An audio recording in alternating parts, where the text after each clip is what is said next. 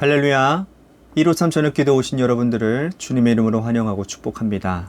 오늘도 귀한 저녁기도의 시간 가운데 하나님께서 우리들과 함께 하심을 경험하고 또 우리가 간구하는 모든 기도 제목 가운데 응답의 역사가 일어나는 은혜가 있게 되기를 바라겠습니다. 오늘 하나님께서 우리들에게 주신 먼저 말씀 보도록 합니다. 오늘 신약의 첫 성경이죠. 마태복음을 시작하겠습니다. 마태복음 1장 1절 6절, 16절 말씀, 이 세 절 말씀을 우리 같이 함께 다 같이 봉독하겠습니다. 먼저 1절부터 우리 같이 봉독합니다. 시작. 아브라함과 다윗의 자손 예수 그리스도의 계보라. 이새는 다윗 왕을 낳으니라. 다윗은 우리아의 아내에게서 솔로몬을 낳고 야곱은 마리아의 남편 요셉을 낳았으니 마리아에게서 그리스도라 칭하는 예수가 나시니라. 아멘.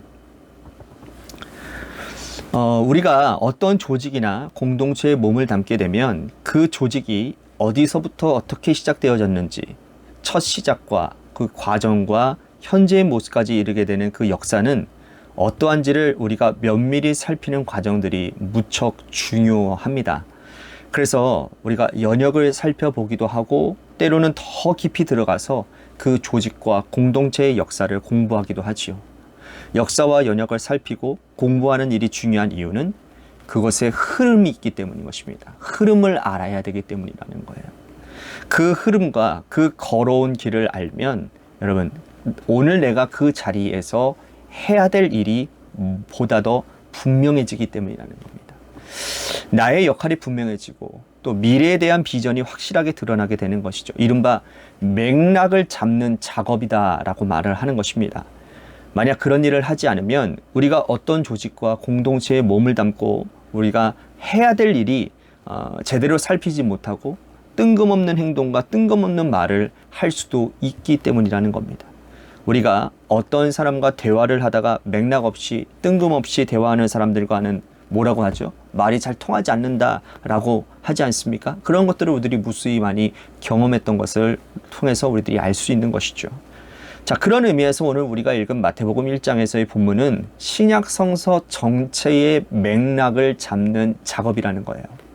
우리가 구약의 말라기 4장이 끝나고 또 신약 마태복음 1장을 넘어가는 이 한 장만 넘겨서 다시 마태복음 1장을 읽게 되는데 역사의 흐름으로 보면 이 말라기에서 마태복음으로 넘어오는 과정은 그렇게 순탄한 과정이 아니라는 거예요.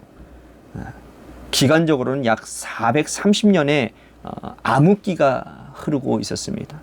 하나님께서 말라기 선지자를 보낸 이후에 길고 긴 침묵의 시간을 허락하셨기 때문이라는 거죠. 말라기 4장에서 내가 엘리야를 보내겠다 말씀하신 이후에 선지자가 나타나지 않았다라는 겁니다. 세례 요한이 출현할 때까지 길고 긴 침묵의 시간들이었어요. 페르시아 시대를 거쳐서 알렉산더와 그의 제국의 시대를 거쳐서 그의 부하들이 나누어진 제국의 시대를 또 흘러서 로마 시대가 올 때까지 이 세계사의 흐름은 약 430년의 흐름으로 지나가고 있었고 또 지나갔지만 그러나 사실 하나님의 역사는 마치 멈추어진 것처럼 아주 길고 암흑과 어둠의 터널을 지나가는 그런 기간이었다라는 것입니다. 그런데 드디어 하나님의 말씀과 새로운 신약의 시대가 열린 거죠. 이 신약의 시대가 열릴 때 구약을 한번 정리하고 예수님께서 오셔서 앞으로 일으키실 사역과 역사는 이러하다라는 그 맥락을 잡아주는 것이 무척 중요하다라는 것입니다. 그 작업의 첫 시작이 바로 족보로 보여주고 있는 거예요. 족보. 예수님의 족보를 살펴보면 예수님께서 이 땅에 오셔서 하실 사역이 이 안에 다 축약되어져 있는 것을 볼 수 있습니다. 메시아 예수 그리스도가 구약에 예언된 것은 이사야 선지자부터입니다. 이사야 선지자는 예수님께서 오시기 전 약 700여 년 전에 예언을 했는데 그로부터 수많은 사람들이 많은 유대인들이 오고 오는 모든 유대인들이 이 메시아의 도래와 탄생을 기다렸습니다.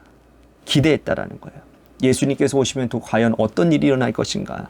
우선 정치적으로 그분이 우리를 해방시켜 주실 것이고 그분이 오시면 하늘과 새 땅이 창조되어질 것이고 지금 우리가 이렇게 핍절한 인생을 살고 있지만 이제는 그분이 메시아로 도래하시며 우리가 떵떵거리며 세상을 정복하는 세상의 지배자층이 되겠다라는 그러한 막 강렬한 메시아 대망 사상을 그들이 가지고 있었다라는 거죠.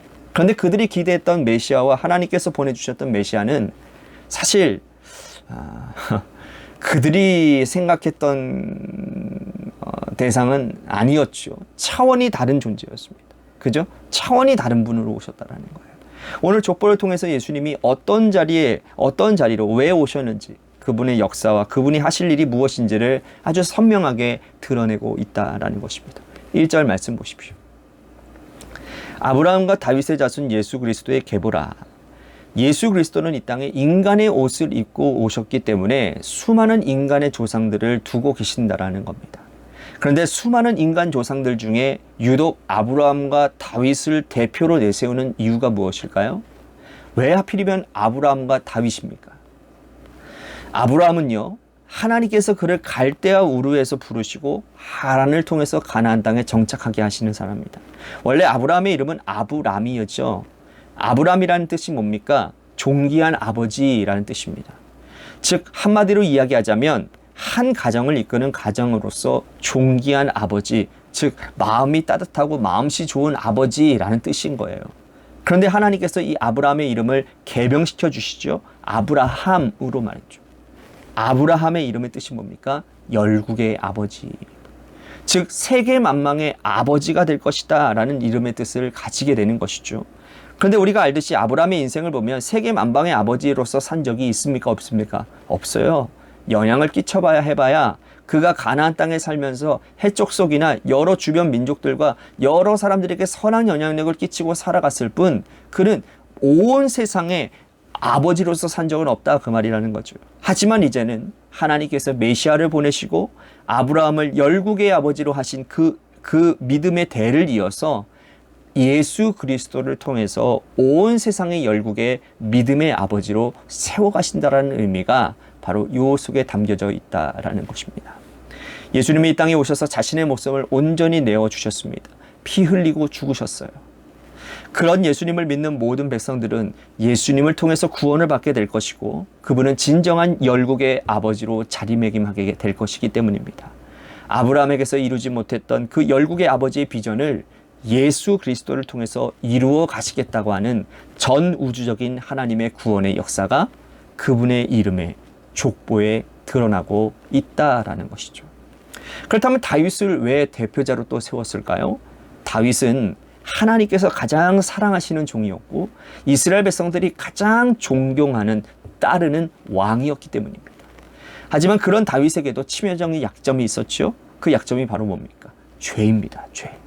부하의 아내를 빼앗았고 부하를 전쟁터의 제일 앞자리로 보내서 죽이게 했습니다. 그리고 그 아내를 빼앗아서 자신의 아내로 삼았습니다. 아주 비열하고 치졸한 짓거리임은 틀림이 없어요. 인간이 어떻게 이런 죄를 짓고 인간이 이렇게 무력하고 무너지고 쓰러지는 존재이지만 그럼에도 불구하고 참된 목자이신 예수 그리스도는 완전한 분이심을 드러낸다라는 것이죠. 그래서 하나님께서는 족보의 첫머리 시작을 아브라함과 다윗이라고 명명하시고 계시고 이 두 명의 이름을 우리가 읽을 때마다 예수 그리스도의 사역과 자리가 더 선명하게 보여질 수 있는 것이라는 거예요. 또한 이 족보를 보면요, 여성들의 이름이 많이 등장을 합니다. 3절 말씀에 보시면 다말이 등장을 하고요, 5절 말씀을 보시면 라합과 롯이 등장을 합니다. 6절 말씀에 보면 우리아의 아내, 즉 밧세바가 등장을 해요. 사실 우리나라도 그렇지만 고대에서 족보에 여성의 이름을 등장시키는 것은 그렇게 쉽지 않습니다. 어려운 장면이라는 거예요. 하지만 여기서 등장하는 이 4명의 여인의 공통점이 있는데 그게 뭔지 아십니까? 이들의 공통점은 다름 아닌 모두가 다 이방 여인이었다는 거예요. 이방 여인. 다말은 가나안이 그녀의 고향이었습니다. 라합은 우리가 잘 알다시피 여리고성의 기생이었어요. 롯은요 고향이 모압이었습니다. 우리아의 아내 밧세바는 햇사람이었습니다. 그런데 이방인들, 즉 여인들의 이름을 하나님께서 이 족보에 기록하게 하신 이유는 무엇일까요? 예수님의 사역이 유대인에만 국한되어진 것이 아니라 전 우주적으로 넓혀져 가고 앞으로 예수님의 사역이 유대 땅만이 아니라 이방인들을 위한 주님의 사역이 펼쳐지게 될 것임을 암시하는 거예요. 이것을 족보를 통해서 여인들을 등장시킴으로 인해서 그것을 보여주고 있다는 것이죠. 예수 그리스도께서 이방을 위하여 오셨기 때문에 오늘 이 자리에 있는 우리들에게도 복음이 전파되어졌습니다. 구약 시대는 철저한 선민 사상에 의거한 역사였다면 예수 그리스도께서 이 땅에 오심으로는 주님의 말씀과 주님의 복음의 역사와 구원의 역사가 이방인들에게도 넓혀가고 퍼져나간다는 겁니다.